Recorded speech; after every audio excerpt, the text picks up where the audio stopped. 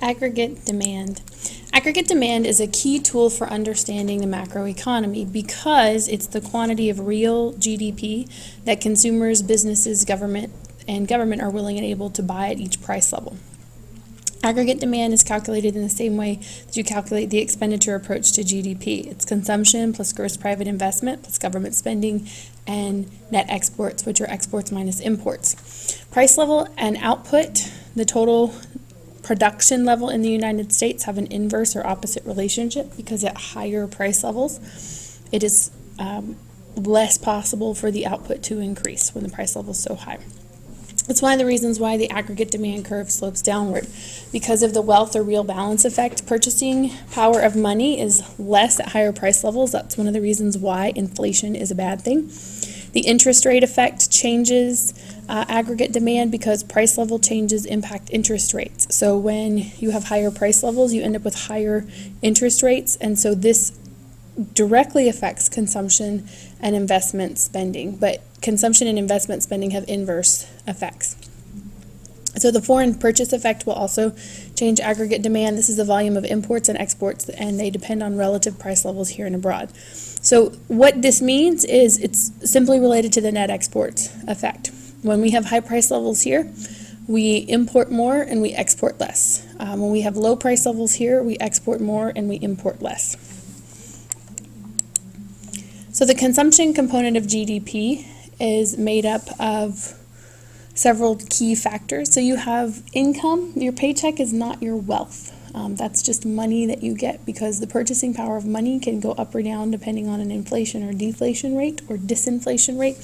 And so you have to invest your money in property or things that will hold their wealth and ideally grow in value over time, where you can accumulate equity. Consumption is the largest component of aggregate demand and GDP. And the way that we calculate this is we look at disposable income. That's our consumption plus our savings. And if income increases, then our consumption and savings will also increase. The marginal propensity to consume, or the MPC, is the percentage that we consume of a change in an income. And marginal propensity to save is the percentage saved of a change in our income. So MPC and MPS always equal 1 because we're calculating the total change in disposable income. Consumption, the main determinant of consumption is our income. This is not our wealth, but it's our determinant of our consumption. Other determinants of consumption include wealth, the value of our assets. So if our wealth goes up, our consumption goes up, and our savings usually goes down. Expectations, consumer expectations are very powerful, and expectations of what will happen in the future is also very powerful in whether or not people choose to consume across an economy.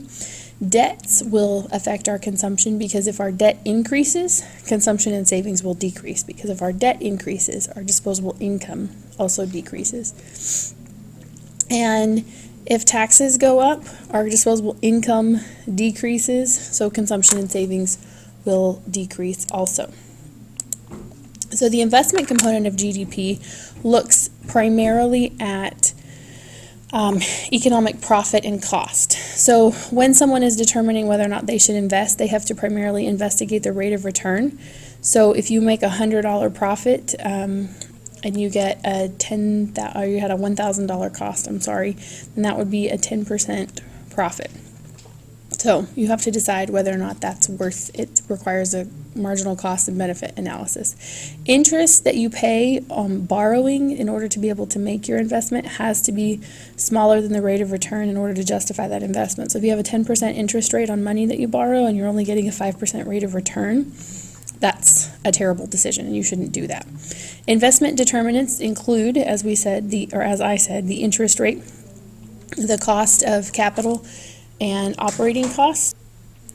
This includes things such as rent for the business location, payment for employees, insurance, the cost of the tools and equipment used to produce whatever good or service is provided by that particular firm. And then you have taxes, which go to the government, technology costs, and excess capacity, your inventories that are unsold, which is a negative factor for gross private investment.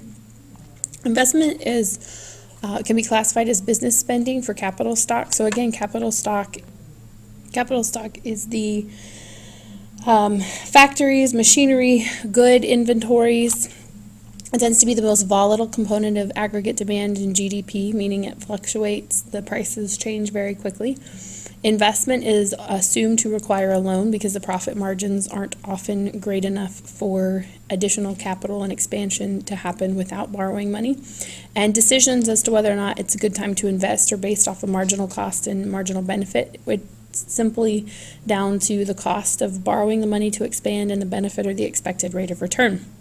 So if the cost of borrowing the money to secure additional capital is higher than the expected rate of return, or the amount of profit that can be produced from using the capital to produce a good or service is, then it's not a good decision if you're not going to make money off of it. Government spending, when you increase government spending, you shift aggregate demand to the right, and when you decrease government spending, you shift aggregate demand to the left. Net exports are sensitive to exchange rates, the international value of money.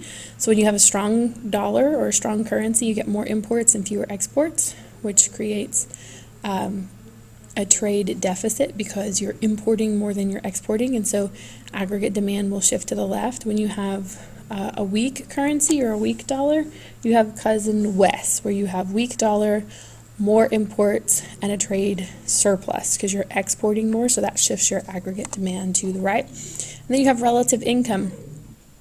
Strong foreign economies create more exports. So when you have economies outside of the United States, if this were the economy in which we were referring to, so strong currencies, strong economies outside of the U.S. creates more exports for the United States because we can send products to other places in the world. Exporting more increases our aggregate demand because it increases our total output and it shifts aggregate demand to the right. Weak foreign economies mean that we have fewer exports, we have fewer capital or product outflows and money inflows, so this shifts our aggregate demand to the left. So when we have an increase in aggregate demand, we shift the aggregate demand. With decrease in aggregate demand, you shift the aggregate demand curve to the left to reflect a decrease in overall real GDP. So a summary, aggregate demand reflects an inverse or opposite relationship between price level and real GDP.